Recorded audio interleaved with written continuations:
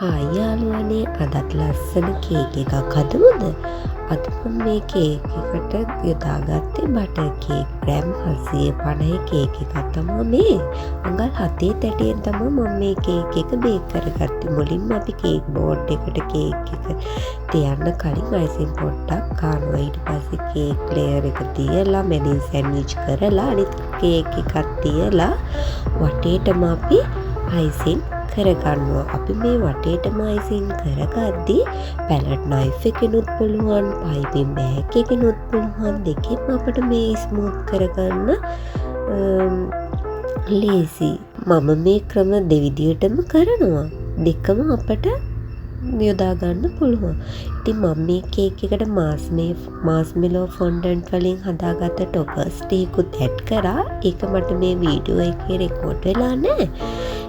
බලන්නකෝ කේක් එකේ අන්තිමට මම ෆයිනල් ලුක් එකේදී මාස්මෙලෝ ෆොන්ඩන්ට් වලින් හදාගත්ත ටොපර්ස් ස්ටාර්ස් ඇඩ් කරලා තියෙනවා. මම මේ කේක් එක බෙන්ටෙන් තීම් එකට තමයි හැදුවේ. මේකට මං ඉමල්ෂන් ග්‍රීන් එකයි ඇපල් ග්‍රීන් එකයි මික්ස් කරලා තමයි මේ කලර් එක හදාගත්තේ. ඔයාලත් හදලා බලන්නකෝ. ඔයාලගේ අදහස් කමෙන්ට් කරගෙන යන්න.